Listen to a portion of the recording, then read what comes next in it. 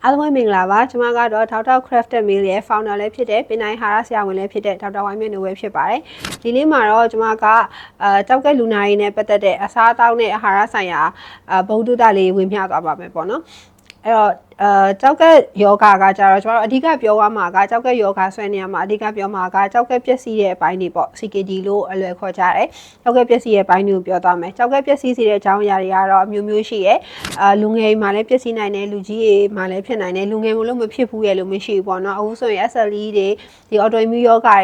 ေဖြစ်များလာနဲ့အများကြောက်ကဲပျက်စီးရဲ့ပမာဏလည်းလူငယ်မှာငယ်ရွယ်နဲ့ကြောက်ကဲပျက်စီးရည်များလာတယ်။နောက်ကစီးချိုယောဂတို့နောက်သွေးတိုးရာနေတဲ့ကြောက်ကဲပျက်စီးရည်ရှိရဲကြောက်တယ်ရင်းကနေပျက်စီးရည်ရှိရဲပိုးဝင်ရင်းကနေပျက်စီးရည်ရှိရဲနောက်တစ်ခါကျတော့ဒီလိုဆေးတွေပေါ့ကိုက်ခဲပျောက်ဆေးတွေထိုးတာအရန်ထိုးတာတွေအဲ့လိုမျိုးကနေကြောက်ကဲပျက်စီးရည်ရှိရဲဒါကြောက်ကဲပျက်စီးရဲ့အကြောင်းအရာတော့အများကြီးရှိရဲပေါ့နော်အဲ့အနေမှာဖြစ်ပြီးကြောက်ကဲကိုပျက်စီးပြီးဟေးဆိုရင်ကျွန်တော်တို့ကြောက်ကဲပျက်စီးရဘယ်လိုသိနိုင်လဲဆိုတော့ဒီတခွဲစမ်းသပ်မှုတွေကနေသိရတယ်ပေါ့နော်အဲ့မှာကျွန်တော်တို့အဆင့်တွေခွဲတယ်အဆင့်1 2 3 4 5ပေါ့အဲ့အနေမှာကြောက်ကဲဆေးတယ်လို့ကြောက်ကဲအစားထိုးတယ်လို့နောက်ကနေလိုက်လာတာပေါ့နော်အဲ့တော့ကျွန်တော်တို့ဘက်ကဒီအာဟာရဘက်ကနေကြည့်မယ်ဆိုလို့ရှိရင်တော့ကျွန်တော်တို့အဓိက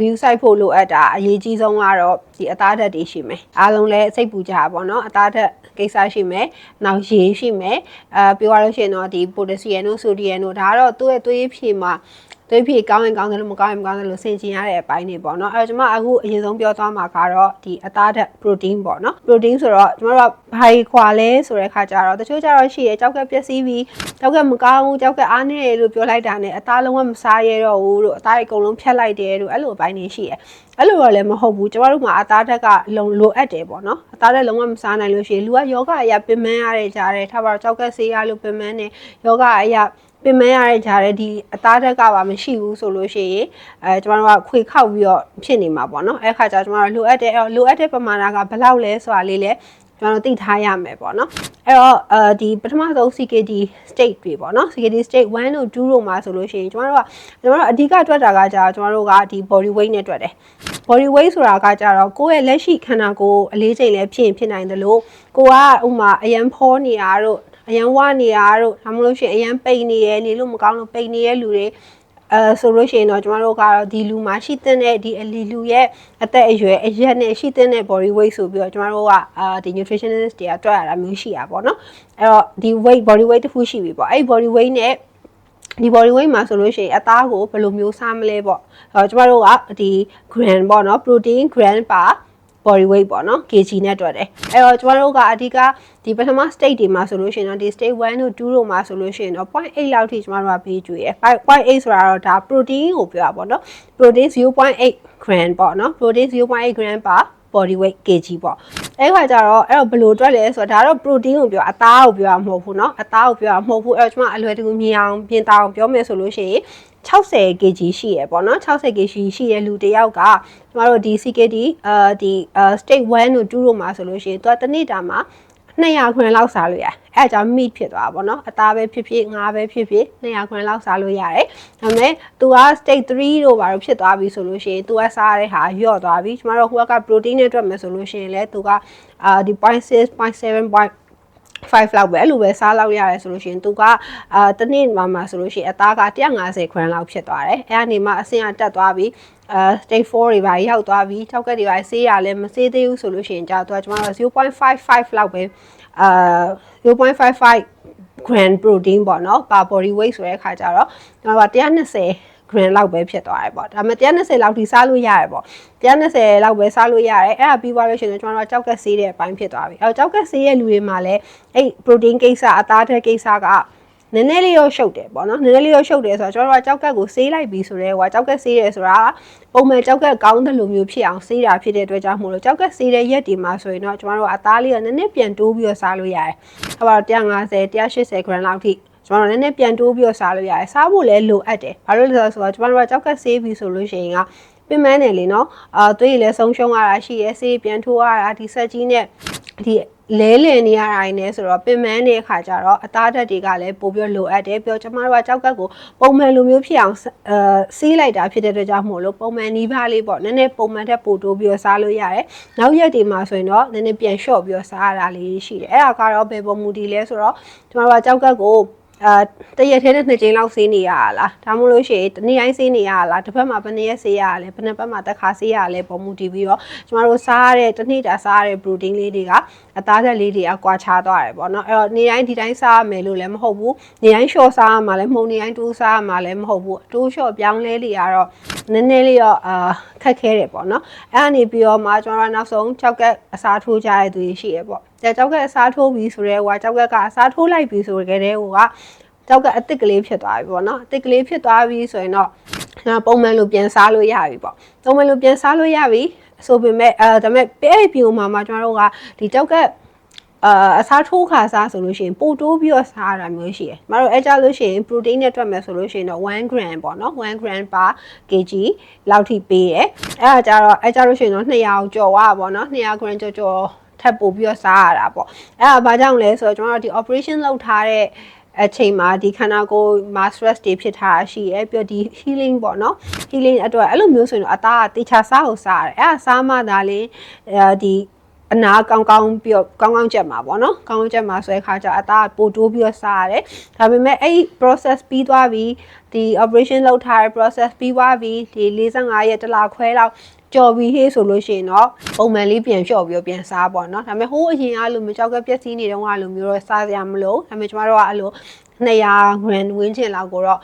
ပုံမှန်လေးပြန်စားသွားပေါ့နော်အဲ့လိုပုံစံလေးရှိရဲအဲ့တော့ protein ကတော့နည်းနည်းတော့ကျွန်တော်တို့မေးတဲ့အခါကျရင်တနည်းဘယ်လောက်စားရမလဲဆိုလို့ရှိရင်တော့ကျွန်တော်တို့ကကြောက်ကသမအသားဘယ်လောက်စားရမလဲဆိုရင်ကျွန်တော်တို့မှာချက်ချင်းဖြေရတာနည်းနည်းခက်တယ်ဘာလို့လဲဆိုတော့ကျွန်တော်တို့တွက်ရတဲ့အဆင့်တွေလည်းများတယ်ပေါ့နော်အဲ့ဒါကဒါအသားနဲ့ပတ်သက်တဲ့ကိစ္စပေါ့နောက်တစ်ခါကျတော့ဟိုရေနဲ့ပတ်သက်တဲ့ကိစ္စပေါ့ရေဘယ်လောက်တောက်ကြမလဲပေါ့နော်အချို့ကျတော့အမျိုးမျိုးပေါ့ပတ်ဝန်းကျင်မှာကျွန်တော်တို့လာမေးရရလည်းရှိတယ်အချင်းချင်းတွေပြောနေကြရလည်းရှိတယ်အဲ့ဘာလဲဆိုတော့ကြောက်ကသမားတွေကရေမတောက်ရဘူးဆိုရလို့ရှိရဲကြောက်ကမကောင်းရေများများတောက်ရေများများတောက်မှအစိတ်တွေကမြန်မြန်ထွက်သွားမှရေများများတောက်ဆွဲလို့ရှိရဲအဲ့ဟာကလည်းအကြောင်းမျိုးပေါ့နော်ကြောက်ကမကောင်းဆိုတော့ကြောက်ကဘယ်လောက်ထိမကောင်းတာလဲဘယ်လောက်ထိကောင်းနေသေးရလဲကြောက်ကဘယ်လိုပုံစံနဲ့မကောင်းတာလဲကြောက်တွေပါရှိရလားဒါမှမဟုတ်အခုကျွန်မပြောနေတဲ့ CKD လိုမျိုးကြောက်ကပျက်စီးရလားပေါ့အဲ့ပါမူတည်ပြီးတော့ကျွန်တော်တို့ရေတောက်တဲ့ရေတောက်တာများရနေတယ်ဆိုတဲ့ကိစ္စလေးသွားပေါ့နော်ကျွန်မအခုပြောနေတဲ့ CKD ရကြည့်မယ်ဆိုရင်တော့ CKD ပထမ stage 1တို့2တို့မှာဆိုလို့ရှိရင်တော့ရေအားတစ်နေ့ကို8ခွက်လောက်တောက်လို့ရသေးရပေါ့နော်ပုံမှန်အဖြစ်ကျွန်တော်တို့တောက်နေကြအတိုင်းတောက်လို့ရတယ်နောက်ပိုင်းဆိုလို့ရှိရင်တော့ကျွန်တော်တို့ကနည်းနည်းလျှော့လာပြီပေါ့နော်သူကဒီကြောက်ကပုံမှန်အလုံးမလုံးနိုင်တော့ဘူးဒီဆွန်းထုံရမယ့်ကိစ္စကောင်းကောင်းမဆွန်းထုံနိုင်တဲ့ဟာမျိုးဆိုလို့ရှိရင်တော့သူကကြောက်ကတောက်ရတဲ့ပမာဏလေးကတော့လျော့လာတာပေါ့နော်အဲ့မှာအဓိကကအဲ့ဒါတွေထက်အရေးကြီးတာကကြတော့သူကဒီကြောက်ကဆေးတဲ့ကာလပေါ့ကြောက်ကဆေးရဲ့ကာလမှာဆိုလို့ရှိရင်ကျမတို့ကရေကိုအထူးဂရုစိုက်ရတယ်အထူးဂရုစိုက်ရတယ်ဆိုတော့ရေဘယ်လောက်တောက်ရမလဲဆိုတဲ့ပမာဏသတ်မှတ်ထားပြီးသားရှိတယ်အဲ့သတ်မှတ်ထားတာကကြဘယ်သူတွေကသတ်မှတ်လဲဆိုတော့ဒီကြောက်ကဆရာဝန်ကြီးတွေကသတ်မှတ်တယ်ပေါ့နော်သူကြောက်ကဆေးတဲ့အခါမှာသူတို့ process အရာသူတို့ကဘယ်လိုဆုံးရှုံးသွားလဲဘယ်လောက်လိုအပ်တယ်လဲဆိုတာကိုဆရာကြီးတွေကတွက်ပေးတာရှိရဲ့အဲ့တွက်ပေးတဲ့အတိုင်းကိုကျမတို့ကလုံးဝမကြော်ပဲမလျော့ပဲနဲ့အတိအကျတောက်ဖို့လိုအပ်တယ်ပေါ့နော်အဲ့ဒါလေးအရေးကြီးရဲ့အဲ့လေးနဲ့ပတ်သက်ပြီးတော့ကျွန်မကနီးနှန်းလေးတစ်ခုတခါလေးဝေမျှသွားခြင်းနေပေါ့နော်အဲ့တော့ကျွန်မတို့ကသူသတ်မှတ်ထားတဲ့ရေကိုမကြော်ဝါအောင်မလျော့ဝါအောင်ဘယ်လိုတောက်ကြမလဲပေါ့နော်အဲ့တော့လွယ်ပါအဲ့နီးလေးကလေအဲ့တော့ဒီလိုရေတန့်ဘူးတဘူးပေါ့ဥမာဆရာကထားပါတော့1လီတာတောက်လို့ပြောလိုက်တယ်ဆိုလို့ရှိရင်1လီတာဘူးပေါ့အမို့ 0.8 ဆိုလို့ရှိရင်လည်းအဲ့ရေဘူးထဲမှာ0.8လောက်0.8 လီတာဆိုလဲ0.8 လီတာထားပါအလွယ်ပြောရင်ကျွန်မ1လီတာနဲ့ပဲပြောလိုက်မယ်ပေါ့နော်ဆရာရသတ်မှတ်ပေးလိုက်တယ်တနေ့ကို1လီတာပဲတောက်လို့ပြောလိုက်တယ်ဆိုလို့ရှိရင်ကျွန်တော်တို့ကမိုးလင်းတာနဲ့ရေတက်မှု1လီတာကိုကိုပေမှာထားလိုက်ပေါ့နော်ထားလိုက်မယ်အဲ့တော့ကျွန်တော်တို့ကဆေးတောက်ဖို့ပဲဖြစ်ဖြစ်စားပြီးတောက်ပြီးဂရင်းချင်လို့ရေလေးနည်းနည်းတောက်တာပဲဖြစ်ဖြစ်ကျွန်တော်တို့ကဒီဘူးထဲကရေကိုပဲတောက်မယ်ကြုံတဲ့နေရာကနေခတ်တောက်လိုက်တာမျိုးလုံးဝမလုပ်ဘူးဒီဘူးတဲ့ရေကိုပဲတောက်မယ်အဲ့မှာမှကျမတို့ကဟင်းညိုရေတောက်တာမျိုးပဲဖြစ်ဖြစ်အာဟာရဖြော်ရည်တွေတောက်တာမျိုးပဲဖြစ်ဖြစ်ဆိုရင်ကျမတို့ကပမာဏလေးတစ်ခုလောက်ထားရမယ်ပေါ့နော်ပမာဏလေးဆိုတာကဒီထားပါတော့ဟင်းညိုရေလေးတောက်တိုက်တယ်အာဟာရရေတစ်ခွက်တောက်တယ်အာဟာရရေကဒီလိုဖန်ခွက်နဲ့တစ်ခွက်တောက်တယ်ဆိုလို့ရှိရင်အဲ့ဖန်ခွက်ပမာဏအတိုင်းအဲ့ရေကိုအဲ့ခွက်ထဲကိုလောင်းထည့်လိုက်လောင်းထည့်ပြီးတော့အဲ့ရေကိုသွန်ပစ်လိုက်အဲ့ဆိုလို့ရှိရင်ကျမတို့ကဒါကဒီဘက်ကလျော့သွားတဲ့ကိုတောက်လိုက်တဲ့ပမာဏအတိုင်းဒီဘက်ဘူးထဲမှာလျော့သွားမယ်ပေါ့နော်ဒါဆိုကြံခဲ့တဲ့ပမာဏကိုတောက်ဖို့ကိုတောက်လို့ရသေးတဲ့ပမာဏဆိုပြီးတော့ကြံခဲ့တာပေါ့နော်ဟင်းညိုရေဆိုလဲအဲ့လိုပဲကိုကဟင်းညိုရေတောက်တယ်ဆိုလို့ရှိရင်အဲ့ဟင်းညိုရေခွက်ထဲမှာအရေဘယ်လောက်ရှိလဲပေါ့အဲ့ပမာဏအတိုင်းဒီဘက်ကရေဘူးထဲကနေသွန်ပစ်လိုက်ပေါ့အဲ့လိုပုံစံမျိုးလေးနဲ့သွားမယ်အဲ့ဒါဆိုလို့ရှိရင်ကျမတို့ကဒီရေကမကြော်တော့ဘူးပေါ့နော် အဲ့လိုလေးသွားမယ်ကြောက်ကဆေးပြီးပြီဆိုလို့ရှိရင်တော့ပုံမှန်အတိုင်းဒီပါပြန်တောက်လို့ရပါတယ်ဒါကတော့ရေအပိုင်းပေါ့နော်အဲ့ဒီမှာအဓိကပြောသွားချင်တာကတော့အဲ့အသားဓာတ်နဲ့ရေဓာတ်တဲ့ပေါ့နောက်တစ်ခုကျတော့ဒီများတာကတော့ဒီဆိုဒီယမ်တို့ပိုတက်ဆီယမ်တို့ဖော့စဖရပ်တို့ကိစ္စပေါ့နော်အဲ့မှာကျတော့တချို့ကျတော့လည်းအရင်ကြောက်လွန်တယ်တချို့ကျတော့လည်းလုံးဝမကြောက်လို့ခက်တယ်ပေါ့နော်တချို့ကျတော့လည်းအကုန်စားခြင်းနဲ့ဒွင်းတီလည်းစားခြင်းနဲ့တငင်းတီလည်းစားခြင်းနဲ့ဆိုတဲ့အပိုင်းတွေရှိရယ်ကော်ဖီလည်းတောက်ချင်တယ်ဆိုတဲ့အပိုင်းတွေရှိတယ်အဲ့လိုတော့မရဘူးပေါ့နော်အဲ့ဒါတွေကအဓိကရှောင်ရမယ့်ကိစ္စတွေကျွန်တော်တို့ကရှောင်ရမယ်ဆိုတဲ့ကိစ္စတွေကတော့ရှိရဲအလွယ်တကူပြောရမယ်ဆိုလို့ရှိရင်တော့အဲ့ဒီဒွင်းတီတို့တငင်းတီတို့မြင့်တော့အဲ့ရလုံးဝရှောင်ရမယ့်ကိစ္စတွေအတီးရဲမှာဆိုလည်းဒီလိုတရက်တီးတို့ပါလို့ဆိုလို့ရှိရင်လည်းဒါရှောင်ရမယ့်ကိစ္စတွေပေါ့နော်နောက်တစ်ခါကျတော့ဒီphosphorus နဲ့ပတ်သက်တာဆိုလို့ရှိရင်လည်း coffee တို့ပါတော့အဲ့လိုဟာတွေက chocolate တို့အဲ့ဒါတွေကရှောင်ရမယ့်ကိစ္စတွေပေါ့နော်အဲ့ခါကျတော့ဒါပေမဲ့ကျမတို့ကလုံးဝကြီးရှောင်ရမှာလားဆိုတဲ့အခါကျတော့လည်းအဖြေပေါ်မှုတည်ရယ်သွေးဖြေပေါ်မှုတည်ရယ်ကျမတို့ကပုံမှန် check လုပ်ရတယ်အရေးကြီးဆုံးကတော့ကျမတို့ကဒီယောဂတစ်ခုဖြစ်လာပြီဆိုလို့ရှိရင် regular check monitoring ပေါ့နော်အဲ့တော့ကျမတို့စီမှာမီးပေါက်ယူရဲလူတွေဆိုလို့ရှိရင်လည်းအမြဲတမ်းမှားတယ် monitor အမြဲတမ်းလုပ်ထားဖို့သွေးတိုးဆိုလဲသွေးတိုးစီးကျိုးဆိုလဲစီးကျိုးကြောက်ကွက်ဆိုလဲကြောက်ကက်ဘယ်လိုပဲဖြစ် monitor အမြဲတမ်းလုပ်ထားဖို့မှားတယ်အဓိက monitoring ပဲကျမတို့ကအမြဲတမ်းဒီသွေးဖြည့်တွေဘာတွေကိုအမြဲတမ်းပြန်ကြည့်ရတယ်အဲ့သွေးဖြည့်တွေကောင်းနေရဆိုလို့ရှိရင်ကျမတို့ကကောင်းနေသလောက်ပုံမှန်နှီးပါကျွေးလို့ရတယ်မကောင်းဆိုရင်တော့လုံးဝဖျက်ရတာပေါ့နော်အဲ့လိုမျိုးလေးတွေတော့ရှိရဲအဓိကအဲ့ဟာလေးတွေစင်ကျင်မို့လို့ရတယ်ကိုယ့်ရဲ့ပုံမှန် monitor လုပ်ဖို့လို့ရတယ်စေကန်းတစ်ခါပြထားပြီးရက်ထားလိုက်မယ်ဆရာဝန်တစ်ခါပြထားပြီးတော့သူမှားလိုက်တဲ့အတိုင်းပဲငါဒီတိုင်းပဲတောက်ဝိုင်းရတာပဲသူပြောလိုက်တဲ့အတိုင်းကဒီတိုင်းပဲစားသွားရင်ရတာပဲဆိုတာမျိုး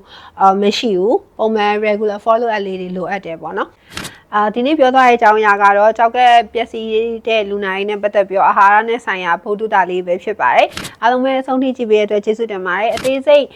ဆွေးနွေးလိုရဲဆိုလို့ရှိရင်တော့ကျမတို့ဒီ Dr. Crafted Meal ရဲ့ Messenger မှာကျမအမြဲတမ်းရှိနေပါမယ်ရှင်အားလုံးပဲတာယာရနေလေးဖြစ်ပါစေ